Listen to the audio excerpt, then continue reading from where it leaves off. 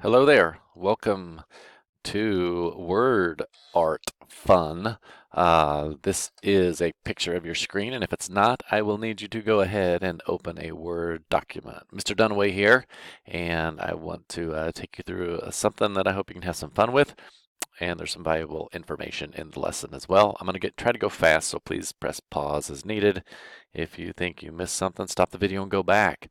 If you have not yet opened up a Word document, please do that. At the top of the screen, it probably says Document 1 Word. Let's go ahead and save that. So go up to File, click on that, go Save As. You need to browse to your H drive and your Word folder. If you would do that now, please. I am going to do that too. So I'm going to go Save As Browse. I'm going to go to My H Drive. Remember, that's over on the left-hand side under this PC. You can scroll down to it right here until you see that crazy looking series of letters right there where it says H at the end. Go there. Mine's a little bit different than yours. Yours probably says Intro to Computers. I have them sorted by grades, but Intro to Computers, I believe, is what we set it up. Then Word. Go into your Word folder and then name it whatever document. Let's call this Word Art Intro. How's that sound? Okay, Word Art Intro. And it's a pretty smart thing to put your name with it, so I'll put Dunaway at the end of mine. Do that and then click Save. Remember, whenever you save a document, you should see it up here. And a smart person is going to look at that to make sure it's saved. And every time you make a change, it's a pretty smart thing to do is save it. All right, so let me recap things that you should know from the activities we've done so far in class. The first goal is to understand these tabs that I'm clicking across now. Each one of them has a ribbon. The ribbon is this area that my mouse is dragging over now. When your screen is on full screen like mine is now, you have a lot more options. If you minimize the screen to say half screen, that I know some of you do this when you're doing Edpuzzle, and I get that. However, notice what happens to the ribbon. You lose a lot of options. So I'm finding people like not seeing choices that they might see in the video. Smartest thing to do when you're working is try to keep that thing on the full screen. That'll pay off for you. At least it'll make your life a little faster. At least allow you to accomplish things faster. The majority of what we do is under Home, Insert, and Layout. That's most of the stuff we do. And then the other things that we use is the Format tab, which appears here when you click on an image, and you'll see that in a moment. Today, what I want you to just do is to have some fun with this icon right here. If you don't see shapes, again, you need to maximize your screen. Go to the shapes, click on the little arrow, and you'll see a pop-up screen. We have all kinds of options of automatic shapes that we can pull in here, and we can color them, we can insert text on them, we can change borders, we can format them in cool ways. So let's just grab something here. How about a rounded rectangle right here? It's under recently used shapes for me. If you don't see it there, go down to rectangles. It's probably right there. Click on it and just draw, click and drag to draw. I think the default color is that kind of blue color right there, but notice some things that just happened when I drew that. Number one thing is to notice these circles or the bubbles that go around the perimeter of the shape. That will always appear to you. The point of those circles is there's a couple things the computer's telling you when you see those. The first thing it's telling you is you have selected that object. Okay, and when you have this object selected, you have the Format tab appear. We love the Format tab because we can have some fun with this object. The other thing it's telling you is it's saying, hey, would you like to change the shape or the dimensions of this particular shape? If you grab a corner, and please follow along with me as I'm doing this, if you grab a corner, it will change the proportion of it if you drag it diagonally. If you drag it left and right, it will change the proportion. I don't know if I said that right. If you drag it diagonally, it will keep the proportion of the shape. Okay, if you know you want that shape, but you want it bigger for some reason, you just go diagonal.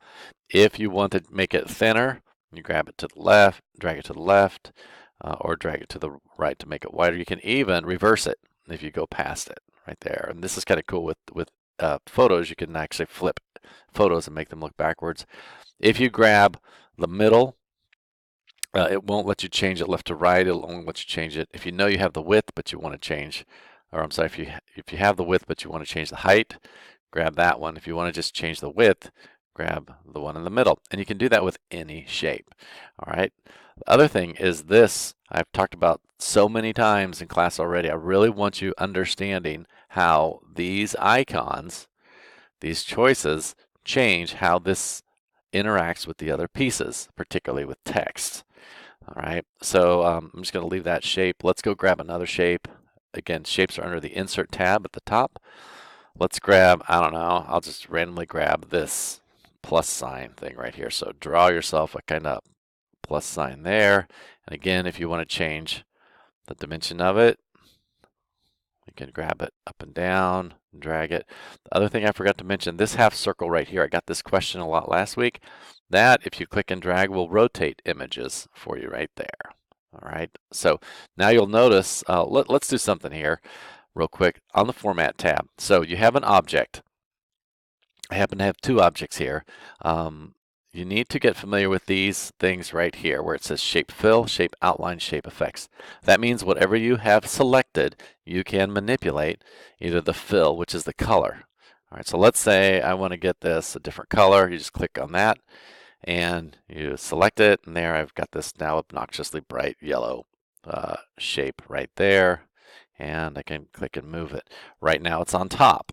All right, well, so you have basically layers of things that are created in your shapes, and it automatically puts the most recent shape on the top, but you can change that if you want over here. Again, item is selected. How do I know that? I see the circles. Format tab is selected. How do I know it's selected? I see the white. And now if I want to push the yellow to the back, you have this really fun command over here called send backward. If you click the arrow, if you just click send it to back, you just push that piece to the very back of your objects. So every time you bring in an object, it will put it on top, and then you can move it wherever you want. Let's go back to insert. Let's go down and let's grab a star, maybe. Here's a star. Okay, so grab a star like that. Again, the default color is that.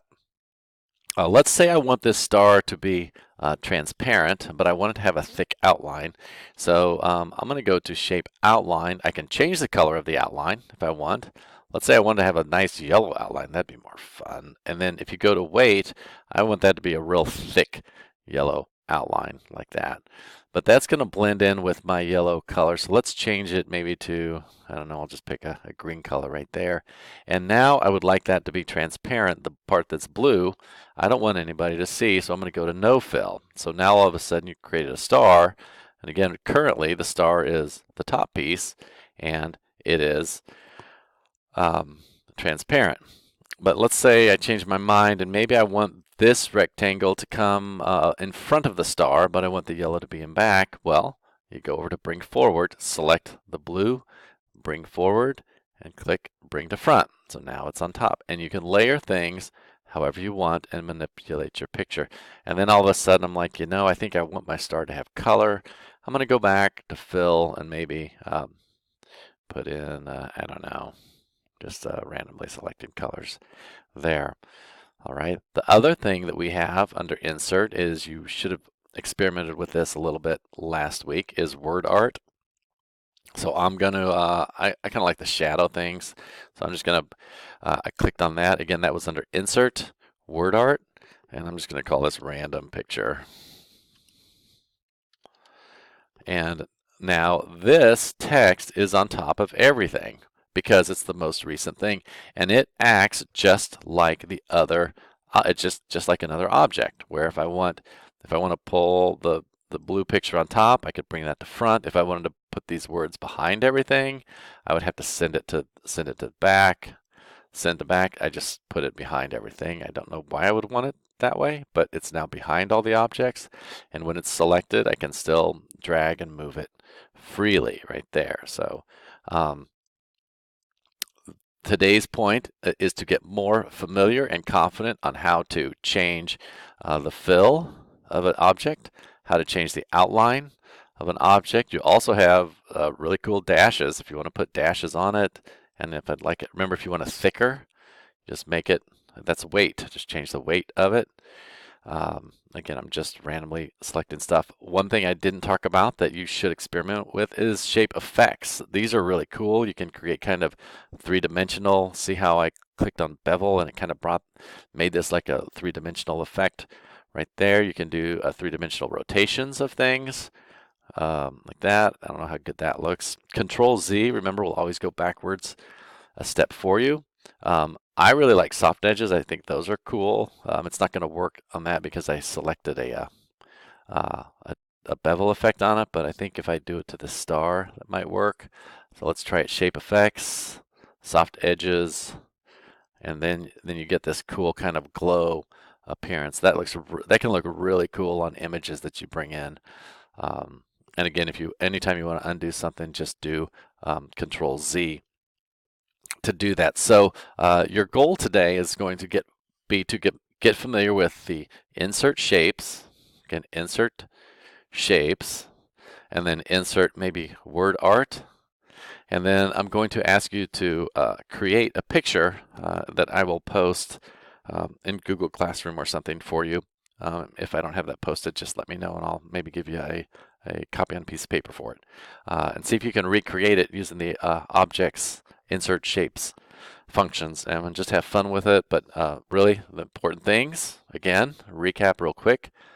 Understand how these affect with the other text. Understand when you have an object selected, the Format tab, how to layer things by sending them forward and backward, and how to manipulate the fill, outlines, and effects that are available. And then lastly, how to insert word art. And also with word art, when you click the Format tab, you have those same choices that I just showed you with the shapes. So that's your goal. You need to understand that, and it's really pretty cool when you get to see how it works. So see me if you have questions, and have some fun. Check Google Classroom, and I am out.